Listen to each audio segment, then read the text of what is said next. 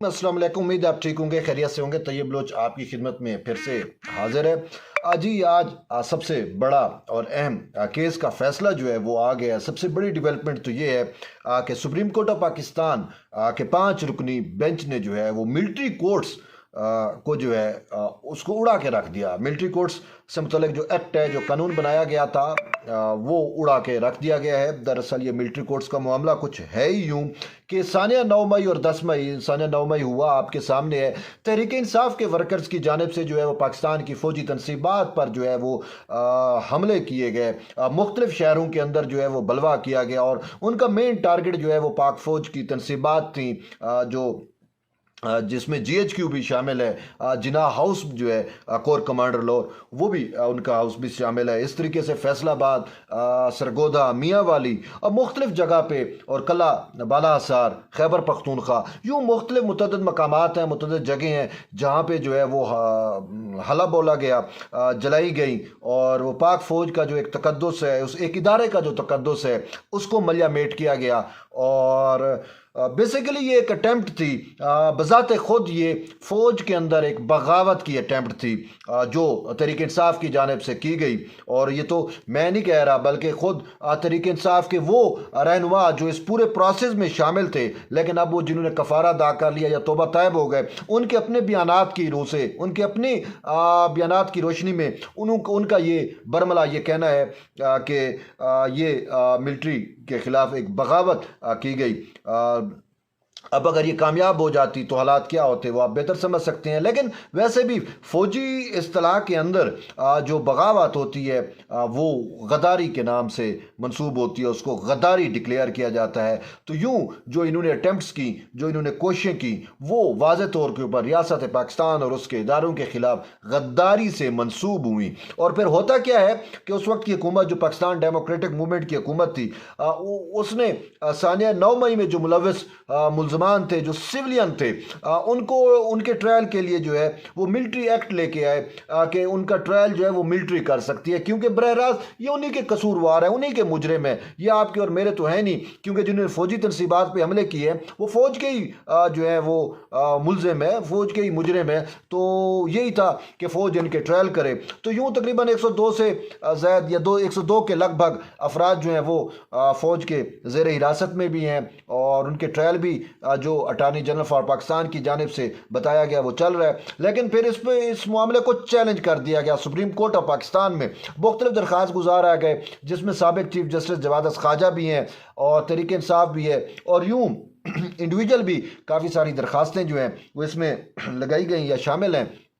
तो ये फिर उस वक्त के चीफ जस्टिस उमर अता बंदियाल की सरबराही में बेंच बना, जो मुसलसल इस पर समातें करता रहा। लेकिन फिर उमर अता बंदियाल को शायद रिटायर होना पड़ा, शायद क्या मतलब उनकी उम्र ही लिमिट ही ख़त्म हो गई, तो वो रिटायर हो गए। तो ये मामला थोड़ा इल्तवा का शिकार हो गया था। फिर उसके बाद ख़ुद जो है वो चीफ जस्टिस काजी फैज़ ईसा ने जब मनसब संभाला, फिर वो supreme court practice and procedure का मामला था, तो उससे नबुर्द आजमा या निमटने के बाद, उस पर फैसला देने के बाद, अब चीफ जस्टिस काजी फैज़ ईसा ने इस पर जो है वो बेंच बनाया, जिसने आज इस पर समाअत की, और समाअत करने के बाद मिलिट्री कोर्ट्स को जो है उड़ा के रख दिया। अब वो बेंच क्या बात यह है कि इस पर कुछ लोगों का इतराज़ तो था कि काजी फैज़ को खुद ये सुनना चाहिए था, लेकिन काजी साहब ने बहुत अच्छा किया, क्योंकि ये जो मामला है ये ऑलरेडी इस पर समाअत हो चुकी थी। 5 पहले बेसिकली उमर अता बंदियाल के दौर में 9 रुकनी बेंच बना था।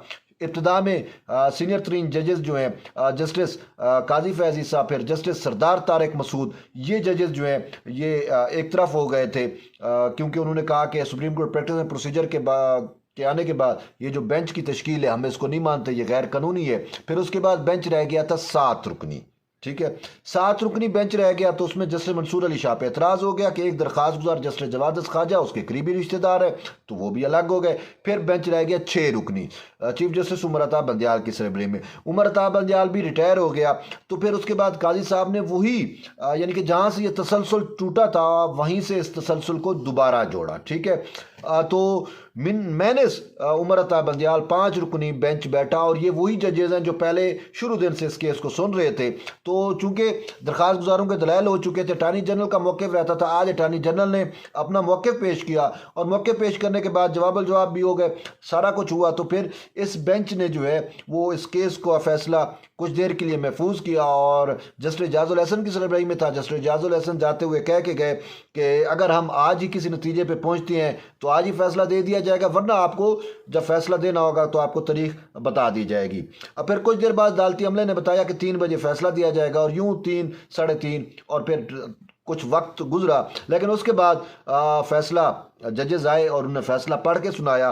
फैसले के मुताबिक जो है फैसला अक्सर मतलब 5 से आया, 5 ही जज थे तो पांचों ने मिलिट्री कोर्ट्स को तो उड़ा दिया, लेकिन वो जो सेक्शन है 21D उस पर एक जज ने, जस्टिस यहया खान अफरीदी ने जो है वो शायद इख्तलाफ किया है, लेकिन फैसला उड़ा दिया गया। 5 जजेस ने जो है वो मिलिट्री कोर्ट्स का जो क़याम है, यानी सानिया 9 मई के जो मुलजमान के ट्रायल होने हैं मिलिट्री कोर्ट्स में, उसको उड़ा दिया। तो अब यूं इस फैसले की रोशनी में बज़ाहिर तो हमें ये नज़र आ रहा है कि उनके ट्रायल जो है वो सिविलियन अदालतों में होंगे, लेकिन मामला ये है कि सिविलियन अदालतों में क्या ट्रायल हो पाएंगे, ये अब एक बड़ा सवाल है। अब सवाल क्या है, मैं आपको बताता हूँ। एक नई बहस जो है वो जन्म ले रही है, नई बहस छिड़ चुकी है। वो बहस ये है कि सुप्रीम कोर्ट के ऑलरेडी 5 रुकनी बेंच जो है वो ये व्यू दे चुका है कि सिविलियन का मिलिट्री कोर्ट के अंदर ट्रायल हो सकता है।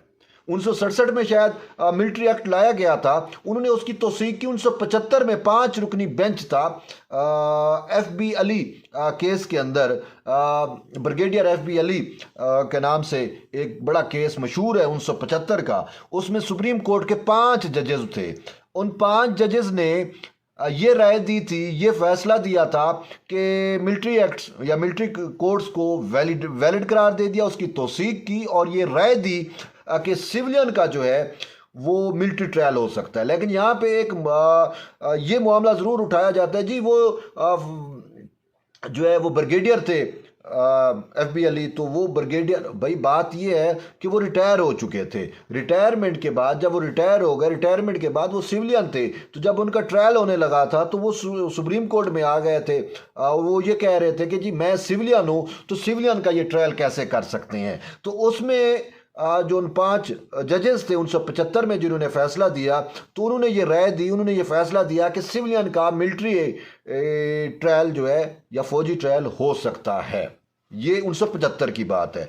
अब बातें हैं इस मामले पे जो आज फैसला आया, तो ये भी 5 रुकनी बेंच का फैसला है। अब कानून क्या कह रहा है, जो प्रैक्टिस एंड प्रोसीजर है, चाहे वो सुप्रीम कोर्ट का हो चाहे वो हाई कोर्ट का हो, उसमें वाज़ेह तौर के ऊपर लिखा हुआ है कि अगर जो है वो सेम बेंच या सेम तादाद, यानी कि जजेस की सेम तादाद या सेम नंबर ऑफ बेंच, यानी कि वो अगर पहले कोई राय दे चुका है, तो फिर बाद में सेम जजेस या उसी उतने रुकनी बेंच उस पे अगर दोबारा राय देता है तो वो राय पहले वाली बरकरार रहेगी, उसकी राय जिसने पहले राय दी वो राय बरकरार रहेगी। यानी कि FB अली केस के अंदर 1975 में जो राय दी जा चुकी है कि सिविलियन का ट्रायल हो सकता है मिलिट्री कोर्ट में, वो राय बरकरार रहेगी।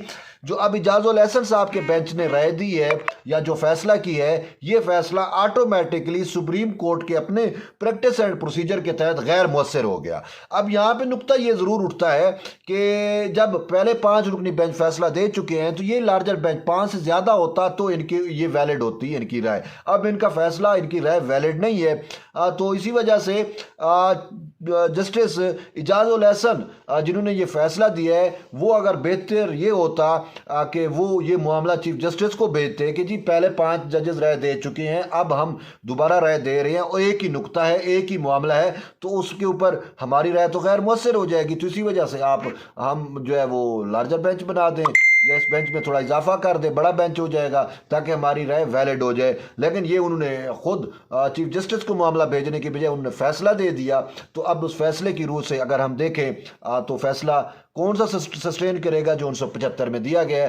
तो यूं जो आज का फैसला है मेरी नज़र में और कुछ कानूनदानों की नज़र में, ये फैसला जो है वो गैर मौसर हो गया। और इस हवाले से खुद सुप्रीम कोर्ट की भी बेहतरीन जजमेंट्स मौजूद हैं जिसमें यह कहा गया कि एक ही नुक्ते के ऊपर एक ही तादाद के जजेस या एक ही यानी एक ही तादाद में अगर कोई बेंच है 5 रुकनी है, अब भी 5 है या पहले 3 है फिर 3 है, तो यूं अगर सेम बेंच है यानी सेम उस बेंच में जजेस की तादाद सेम है तो वो जो पहले राय दे दी गई है, जो पहले फैसला दे दिया गया उससे ये इनहराफ या उससे अलग नहीं जा सकते, ठीक है ना, उसके खिलाफ नहीं जा सकते।